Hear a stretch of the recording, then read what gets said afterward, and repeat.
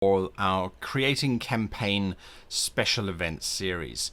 Now, last week we looked at how to create, we looked at creating the layout of the world, which actually took a little bit longer than we thought, but I think we developed some very good ideas in that, in terms of our water system, in terms of our magic system, so we've got a pretty solid base to work on. So, today I'm going to be looking at drawing the upper level. That's that level that we identified as being quite desert-like, very hot.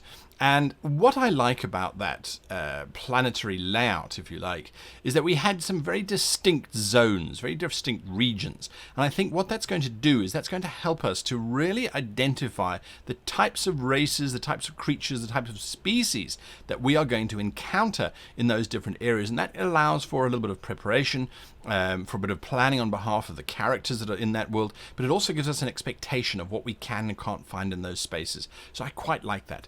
All right, so on to drawing. We're using Inkarnate.com. I'm using the Pro version. The standard version is free, and it gives you basically access to almost everything that you get in the Pro version. The Pro version just allows you to print out bigger maps, work at higher resolutions, and gives you access to quite a lot more figures and shapes and things, which is a very valuable tool, and I don't think that subscription is very high. So if you do lots of maps, Inkarnate, I reckon, is, as far as I'm concerned, the easiest, simplest system to use of all of the campaign sort of, the map cartography programs out there, certainly that I've experienced anyway.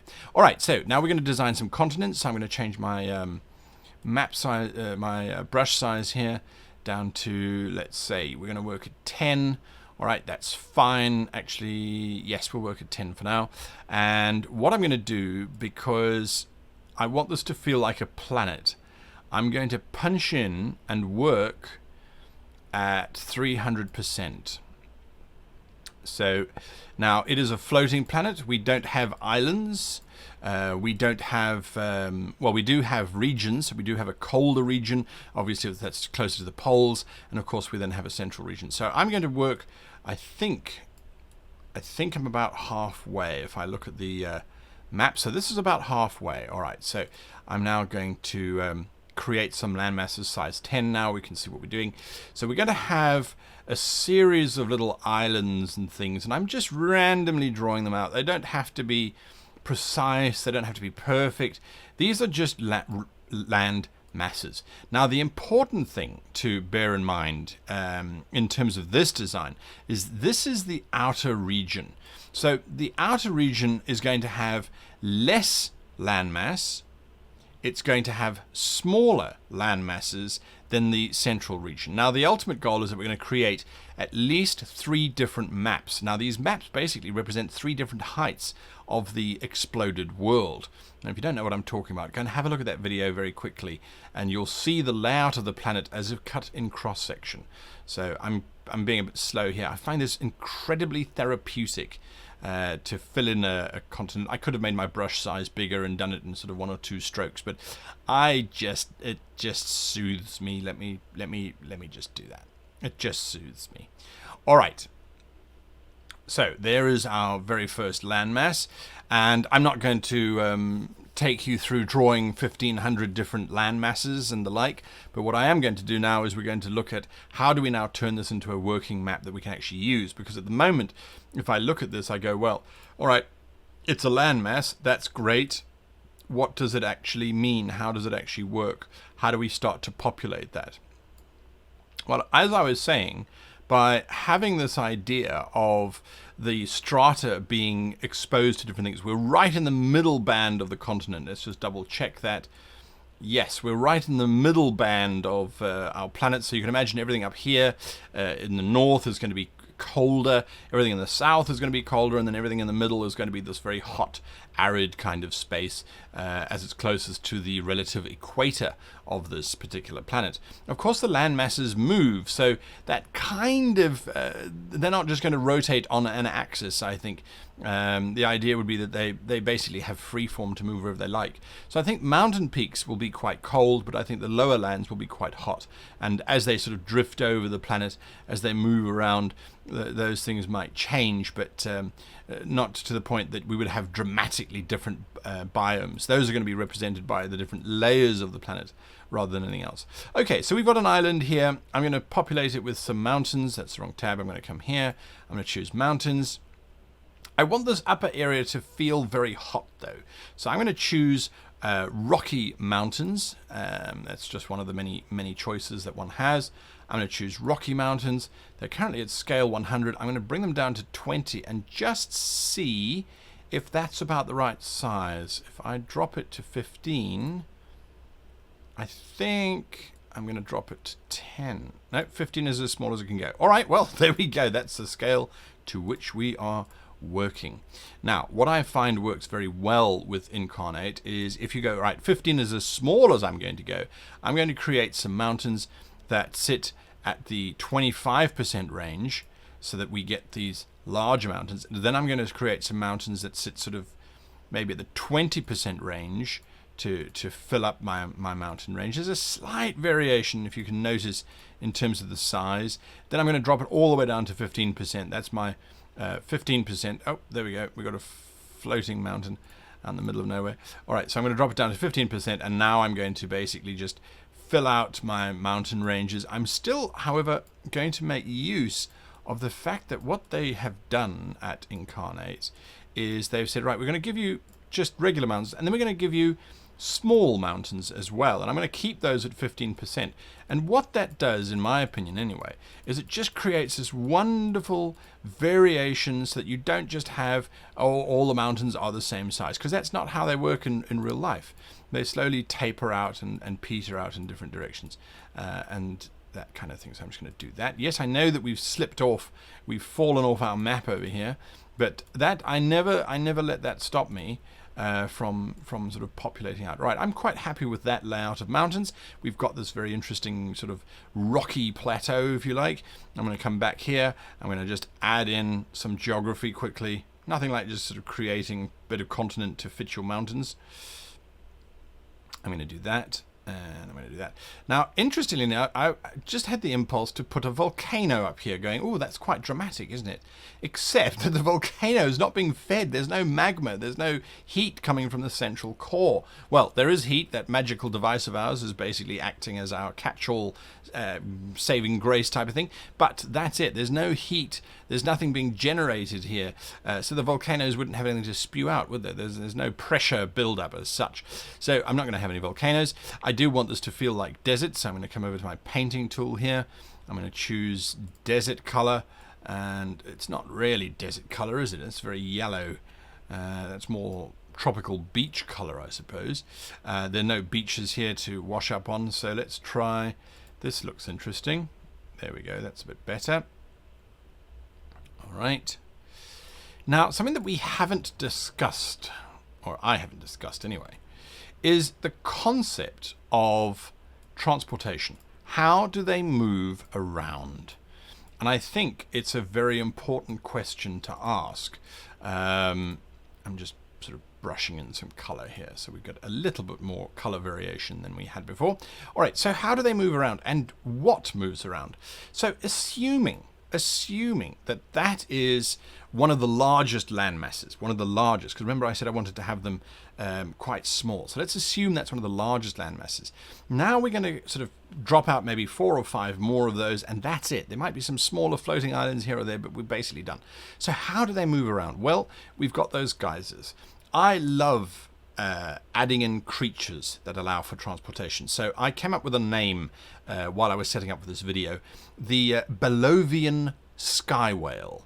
Now, a Belovian sky whale, I don't know whether the name is baleen whale, but you can't have baleen whale, so I thought, well, Belovian is sort of Belovian, balloon-like, it floats. So Belovian sky whales, or sky whales as they would be contracted down to, I suppose, in modern-day parlance. So you have Belovian sky whales, or ballowills, I think could be quite nice as well. They'll contract them down as the different cultures go through. So you have Belovian sky whales, which are these large, say, 300-foot long, giant floating whales that have the capacity to rise and descend. I think that's a pretty cool idea. Then we're going to have airships, hot air balloon airships. Those will absolutely be there. We have to have them. I think you can't not have a floating world without having some kind of flying craft. I think we can also have some gliders, very large gliders. Maybe they're gnomish gliders. This is a fantasy setting. So we're going to have gnomish gliders, which basically can just drop from one rock to the next. So how do you get back up again? Well, those gnomish gliders, I would imagine, you'd be able to fold up and put them back into a carry pack on your back, and then you'd take a Belovian whale, a sky whale back up to the surface, or you take a hot air balloon, something like that would help you rise up to get there. Now, we would also, and I imagine that this would be a little bit more expensive, we would also have things like transportation gates, literally structures that allow you to transfer. But what I'm going to do with those gates is that the regular kind of Stargate thing that's been done for a very long time, or you step through the portal here and you come out there. What I'm going to do is I'm going to say that those gates are not horizontal, are not vertical, they're horizontal. So in other words, those gates stick over the edge of the islands, and they point upwards or downwards or both, depending on where they happen to be within that floating world. Now, what that means is that you can only use them when your continent, or when your island anyway, aligns with another. So that's going to give us what that is definitely going to give us is that's going to give us a sense of dramatic tension. Can you imagine if the player characters are running away from something and they need to wait for one of these portals to align, and they can see it's about to align, and it just needs to align, they just need to wait for it to align whilst their pursuers are coming closer and closer and closer to them. I think that could be a lot of fun. I think that could really work. And again, this is just the approach that I take. If you've watched any of my other map making videos, you'll see it's the approach that I take, is I'm always thinking, how does this translate into a fun, cool, and amazing adventure for my players? It's not just about geography. It's not just about, oh, well, there should be a mountain range here because of continental drift. Yes, that's all very interesting and exciting and wonderfully scientifically accurate. But is it fun?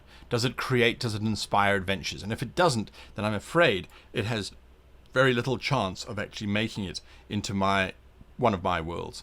I like my worlds to be fun. All right, I'm just making some more continents here. Well, some more land masses here. I'm going to put a little one up here. I'll come back and sort of repopulate as we go.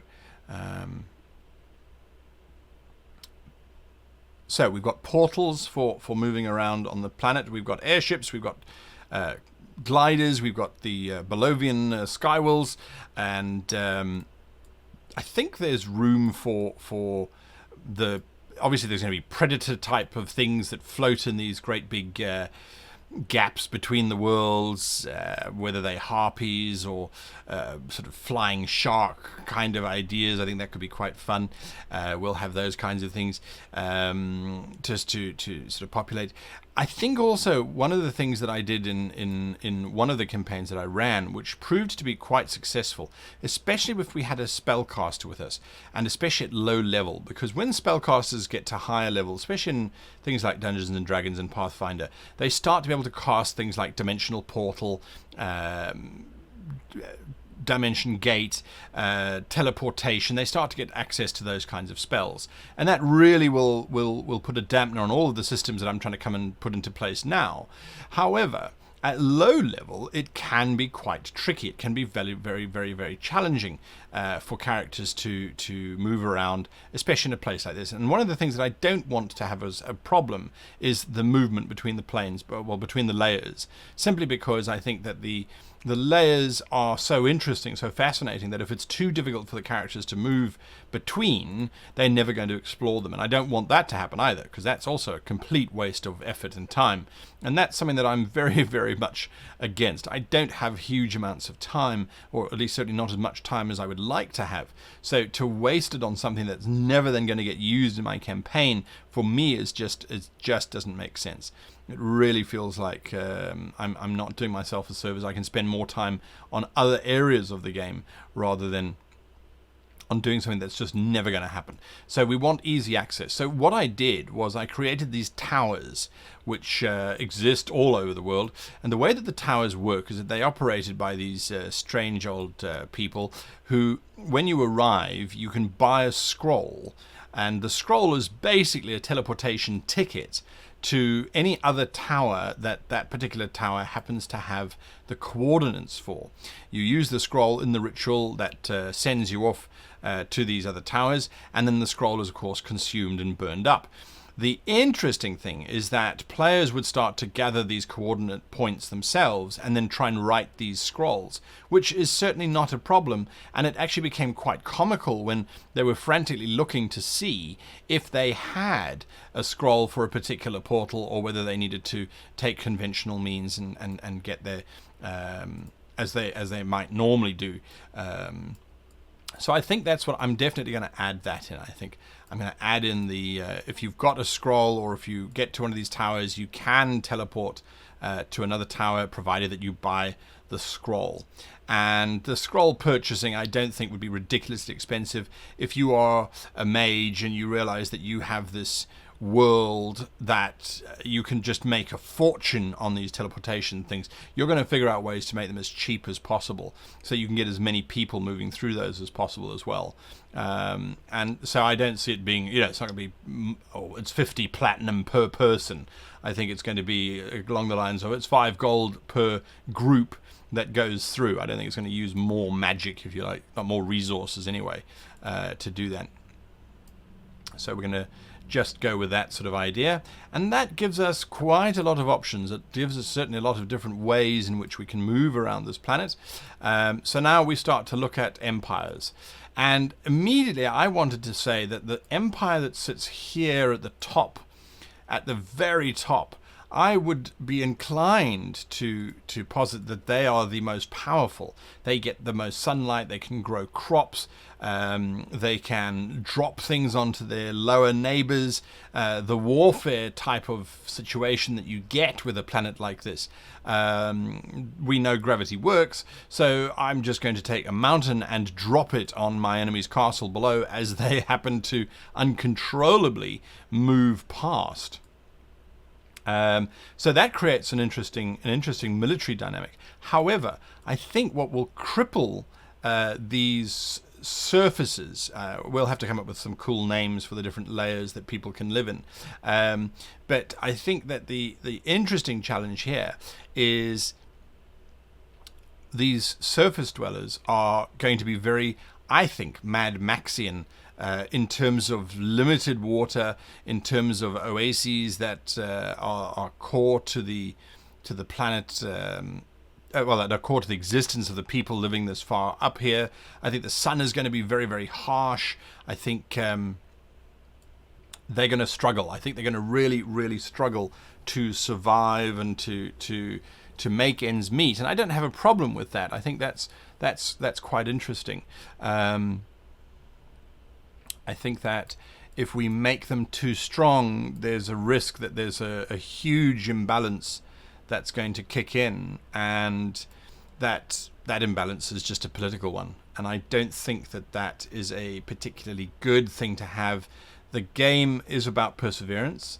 It's about struggling. So I think that if we have this upper world, this upper layer, and I think if our characters start there, we can really build in that theme of struggling. It's a farm, it's very dusty, nothing really grows very much. Those geysers are the only things, or geysers are the only things that bring water to the surface, and that obviously where the rainfall happens is erratic because of the shift of the continents. One upshoot geyser might suddenly get blocked off because a lower island is sitting directly above the shoot line, and so it's just bouncing and flopping around, so we're not getting a lot of water out here to the surface. I think that could be quite awesome. I think that could be quite an interesting idea to explore. So that's what we're going to do up here. All right, I'm going to shut up and finish this map, and then we're going to start on the next one, the one underneath. What I am going to do, though, just before I do shut up, because that's it's me, is I'm going to throw in some cities. I haven't yet decided on the races that are going to be living here. I do like the idea, I must admit, I do like the idea of having this as being elves. This is a predominantly elvish space. The elves that live up here are very feudal, very, well, not even feudal, very barbaric in a way, very sand survivor-esque, if you like. They can be quite savage, I think, up here. I think cannibalism is definitely going to be a thing that would feature up here. So I think this is an opportunity to have our elves break the stereotype. They'll still be dexterous. They'll still be very, very intelligent people. But I think it's just time for them to explore their savage side. And what better way to do it than out in this sort of desert-like region where there really is scraps, and that's all that they're fighting for. So you'll have a few warlords that have naturally risen to power, and that will try and obviously lord that over the characters if they ever encounter them, if they get that high up in the hierarchy. But yes, I think it's going to be predominantly elves up here. I'm going to simplify it for now anyway. My players don't have a lot of time to explore this world. The campaign that this is set in, that save or dice game, is only 12 sessions long, so we won't be there for too long. And yes, the idea, of course, is that we'll have one group of elves up here. I think I won't break it out into the usual sort of multicultural different types and things.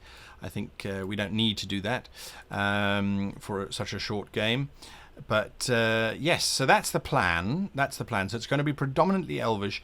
I think, though, the challenge that they're going to have is limited resources means they're not going to have navies of these Bolovian skywolves. They're not going to have hundreds of airships floating around.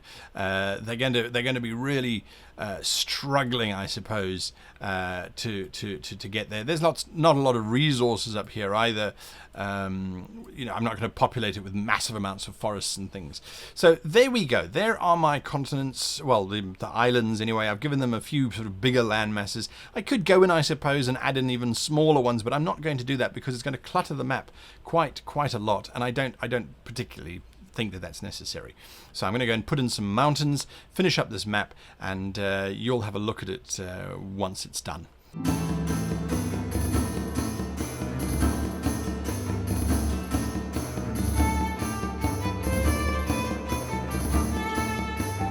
Okay, so there are my mountains, which I'm quite happy with. I'm going to go in now and do some coloration. Just to set this whole thing up. I like to add the almost, what could I call this, like the environmental feeling first of this entire place.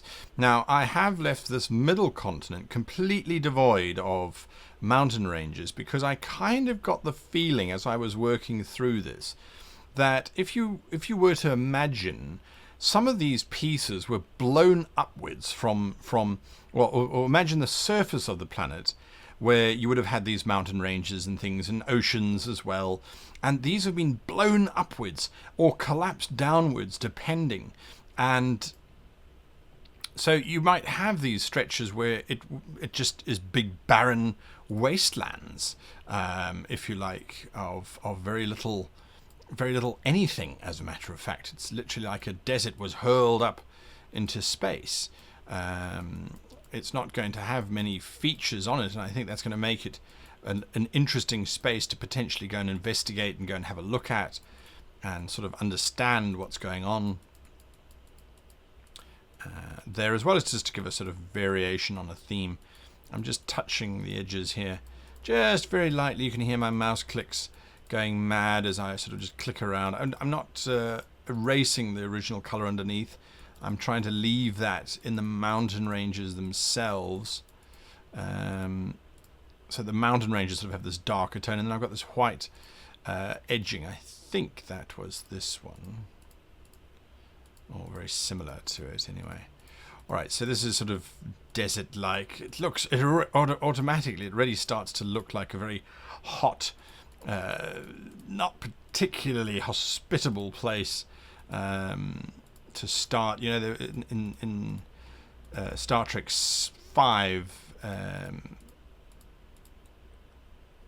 the crew of the Enterprise went to planet Paradise on Nimbus 3, and it was this desert, super hot space, and that's kind of what I'm getting from this map.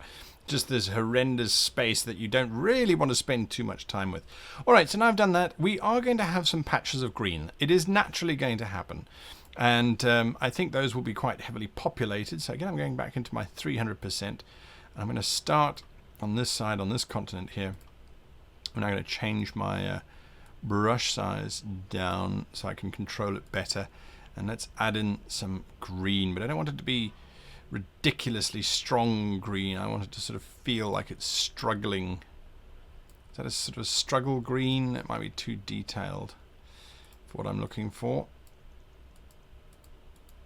No. Sometimes you've just got to play around and... No, that's definitely bluer. Let's try this one. I could live with that. I think this one is going to be the winner though. Yeah. Alright, great.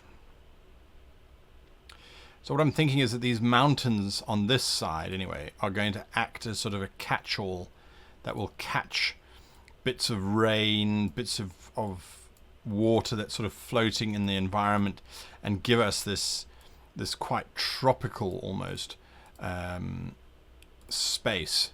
So with that in mind, I can now come back here, zoom out a little bit and go, all right, so we've got this sort of continental drift. Almost imagine the islands moving from left to right and slowly northwards as well. So mountain ranges generally, you know, they'll catch rain. Oh, sorry, not northeast, that'll be going northwest. Mountain ranges catch the rain and cause it to flow down into the valleys. The Andes is a classic example of that, where the water basin is on the wrong side, if you like, and then you've got that gigantic desert that's caused generally as a result of that. That's very basic geography. Anyway, so I'm trying to put in some green here. Notice that I'm trying to keep it relatively limited so that we don't have these large areas, because remember the whole idea was that we were talking about perseverance in the face of extreme odds. So we're going to have these bands where we probably have some cities in there struggling to survive against all odds. Oh, now this one I specifically split this island here in half with this mountain range, because that's basically the story of Europe. Europe has a lot of vertical mountain ranges, and a lot of horizontal ones as well. But between Europe and Russia, for example, there's lots of these vertical mountain ranges, which causes microcosms of kingdoms and cities and societies to form. And that can lead to some interesting situations, politically as well as resource-wise. Mountains obviously give you lots of minerals and things, but you can't grow vast crops on them, and that can be a problem. Okay, so that's about as much green as we're going to get, I think. I'm quite happy with that. I'm going to pop in again to 300, give or take, and just go to these green patches and just give them a little bit of extra green. Let's see. Yeah, just a little bit of extra green, so it's not just one green color. I'm not a huge fan of just one color, and I can also be a little bit more precise with this green, so we get a sense that there is some hope. Of course, if you look at Tatooine from the Star Wars series, that was just all absolute desert everywhere as far as the eye could see. You kind of had to struggle to think how they might survive in that kind of environment. It wasn't ever really answered. They had their moisture evaporators, which sucked water out of the air, but a very harsh environment. That's something that I'm going for here. Is this incredibly harsh space. Don't know if that was meant to be green. Anyway, it is now. So one thing I like about maps is that you can change them as you go, and your players will never know. They will in this case because they can watch the video, but the general idea is that you can be free with your map until you show it to them. You can go ballistic and do exactly what you want without any problems whatsoever. No one will know what was inside your head. All right, so that's the greenery kind of done. Now we're going to go and do trees. I'm using exactly the same idea for trees that I used for the mountains. You start on a scale that's going to be your biggest tree, although in this case these trees are really symbolic of actual trees rather than anything else. I think I'm going to go with these kinds of trees because they just look a little bit weirder. So let's set it to 25%. How big is that tree? Yeah, I think that's okay. So I'm going to pop in a couple of these trees. You know, life finds a way to grow. It always does, supposedly. So I'm going to stick to that theory. I'm not going to sort of fight that. These trees are really, as I said, they're just to indicate that this is a forested area, so that if the characters ever get here, they can expect more jungly types of encounters. Not huge amounts of jungle either, and not dense jungles, I don't think. There's lots of sunlight up here, so the plants would like that, but I don't think that there's enough moisture that's on a constant basis that would allow for such regular tree growth to occur.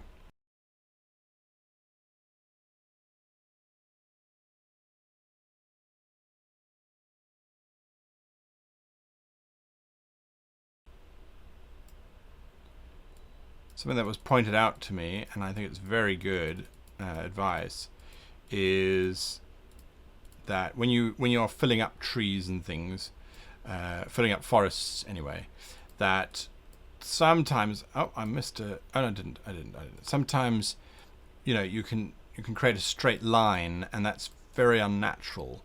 So when you are doing forests and things, try and break them up with a few loose standing leaders of expansion, if you like.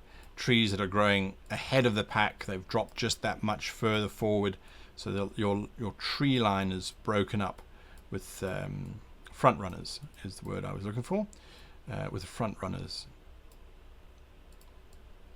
it just helps with not the illusion of making it look real. It looks nicer to our eye, I think anyway. So it's advice I was given and have now given to you, because I think it's good advice. All right, so we're nearly done with forestation. If only it was that easy.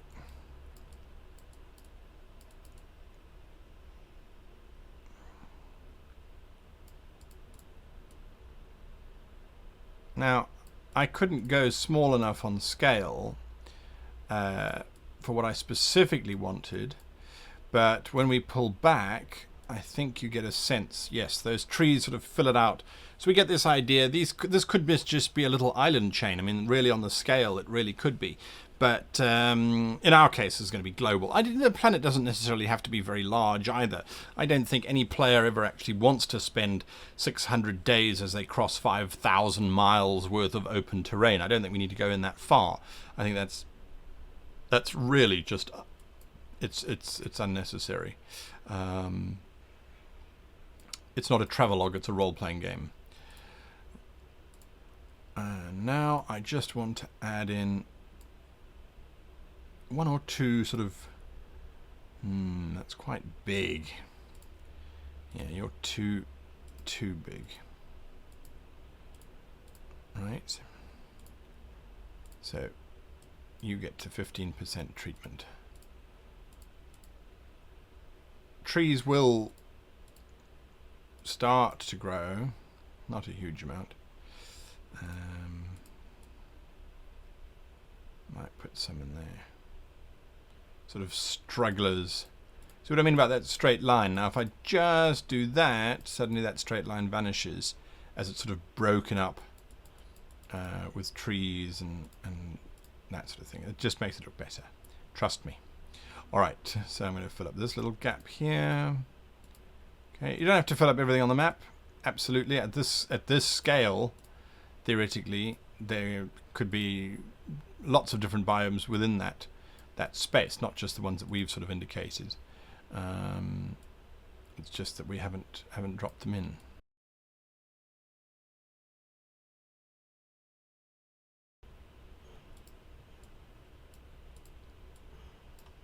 There we are. Solved that little problem. Now we need to solve the lack of tree problem. Now, as I'm drawing this again, and if you've watched any of my previous videos on map making, is that definitely my brain is busy going, well, who lives on this? Who lives here? And what are their requirements? What are their motivations? They've got some areas here certainly that they could probably turn over to agriculture. They've got lots of desert. What are they going to do that? They've got lots of wood as well, which makes them potentially quite strong.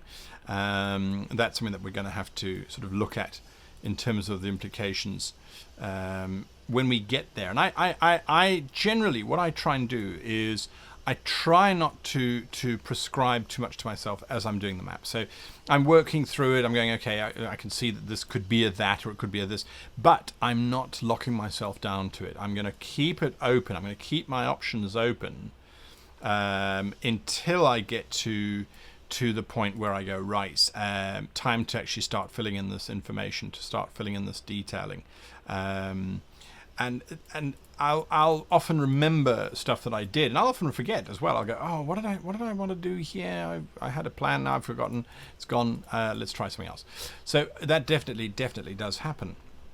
I do think though that by not sort of locking yourself down now, your mind is free to continue to really just wander and explore ideas as you go, and you can change your mind. Whereas if you sort of stop and go, oh, I must write that down, I need this to be the caliphate of Sergeant Markul, or whatever, whatever's going through your mind, I think you're going to lose the ability to reflect upon your ideas. And for me, testing the idea and sort of trying to unpack it, trying to understand it as I go along is part of my process. So am I still keen on this being elves? Yes, absolutely.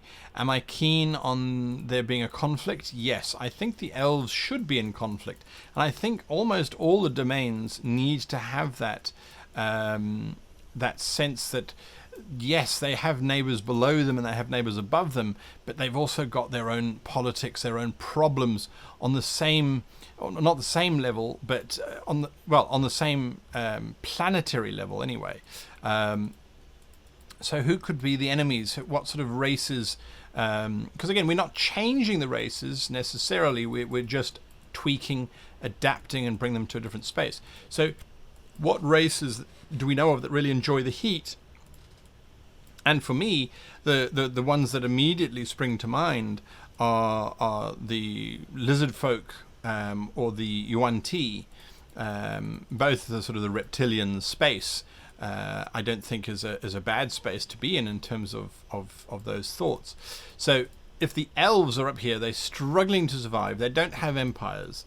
They don't have these sprawling cityscapes. Or if they do, it'll sort of be one per continent type of thing. But the idea is, okay, so we've got lizard folk up here, we've got elves up here. So why would anyone come up here? Why would people come up here? Why would you stay up here? And I think that's going to be a very important question. I think the only answer there really will be gold. I think the gold could have been blasted up to the surface. It sits in these deserts and it's got to be sifted out. It was shattered. I mean, magic is the MacGuffin of this whole setup, right? So we can use that to our advantage and say, right, so there's lots of gold here. So the people who live here, that allows us, I think, anyway, that gives us the opportunity to then, when we go in, and I'm going to do that right now, we're going to go in and say, right, so we have these cities which are going to be extravagantly opulent.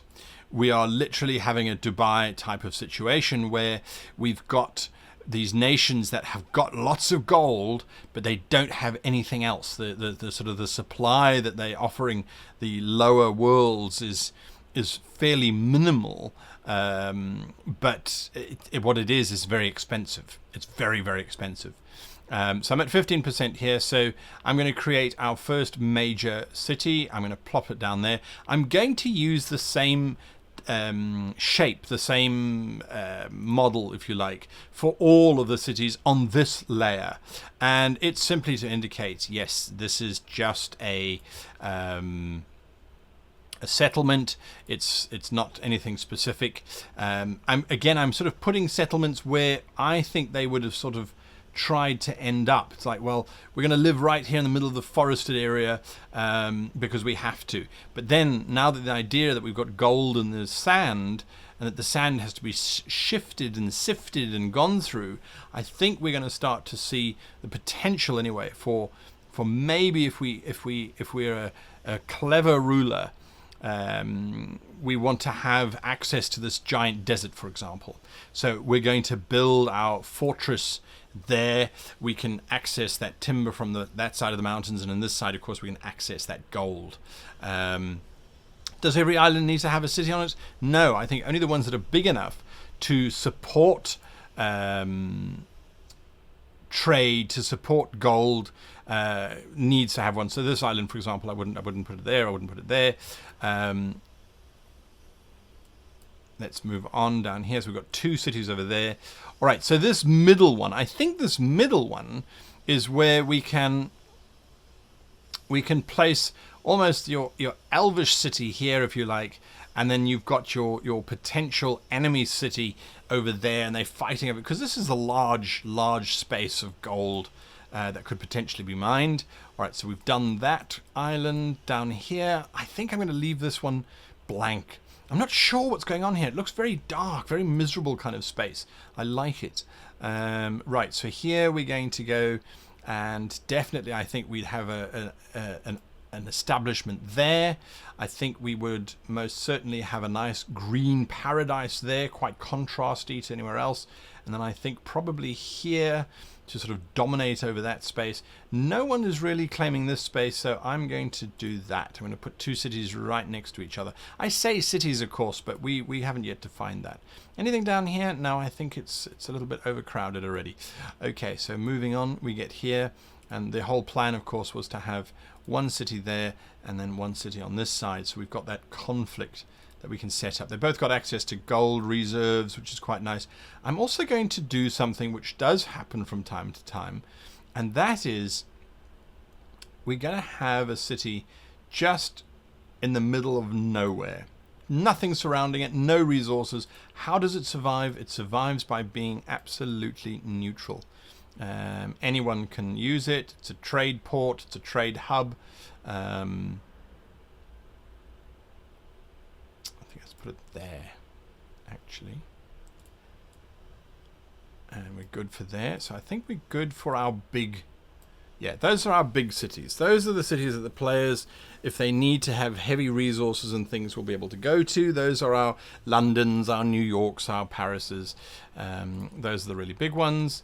Now I'm just going to go in and populate with a few smaller ones, and I'm going to use a different model for that, just to create differentiation. And again, Inkarnate has just got some fantastic options and designs and shapes and things. I am going to use, I think I'm going to use the tent to indicate that there are temporary settlements that are established here and there, but they're not, they're desert camps, if you like. So they can move around, and this is where they usually are. But not always. I'm going to put that there. Come over here and drop them down here. Where am I? There. All right, so I'm going to put one, a sneaky little one in there. They've sort of snuck in there. We'll put one there. Maybe we'll put one there as a sort of a stopover point. Not very nice stopover point, if I do say so. And then come over here. I think it's important to make sure that your world maps have spaces that the players can look at, because I'm going to give this map to the players. I'm not going to be one of those GMs of, well, you can buy a map but it costs you 1,000 gold, so you never really know what the world looks like. I understand that, yes, in a society where education is not necessarily the focus, that geography is not taught in school. There's no such sort of concept. But at the same time, why then am I making this map? This map is, yes, used for me, and I will definitely use it to draw inspiration and to adapt my games, no doubt about that. But at the same time, I kind of feel that if you don't show it to your players, you're missing out on them realizing the scope of the world that they could go and explore if they so choose to. And I think that's important. I think we need to encourage our players to, yes, go out, have a look at the world, and then decide where you want to go. So we can let them really just go mad and say, well, I really want to visit there. What's happening there? I need to know. I need to understand what's happening down here. So I think that's very important to do. All right, so now we are completely done with dropping in our islands and things. I am going to have to take this into Photoshop, where I'm going to clear out that blue water. That's just a staple thing that's added to Inkarnate as your base. I don't have a problem with it. I don't think it's a bad thing. I do just think that it is something that we need to remove in Photoshop, so I can make those layers, as we're going to do this map as a sort of a layered map in Photoshop for the players to use as necessary. All right, so there's our surface layer. I think it's looking quite pretty. I think it's quite dramatic. I like it. I don't know about you. If you do, hit that like button, hit the subscribe button if you want to see more. I will record myself drawing the next two layers so that you can see them, but I'm not convinced that they're going to add much value. I'm going to be doing exactly the same thing with that middle layer.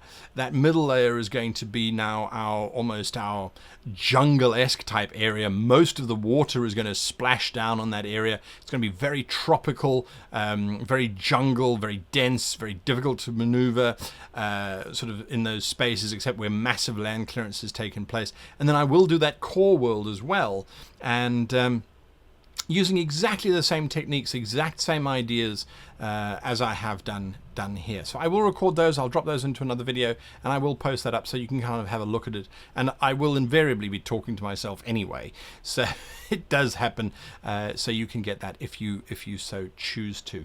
Anyway, from me, I hope you have a fantastic day, and yes, use Inkarnate to design your world maps moving forward, because it really is easy, as you've been seeing me just sort of flip through it and create what I think is quite a visually stunning map. Until next time, I wish you and yours the very happiest of gaming.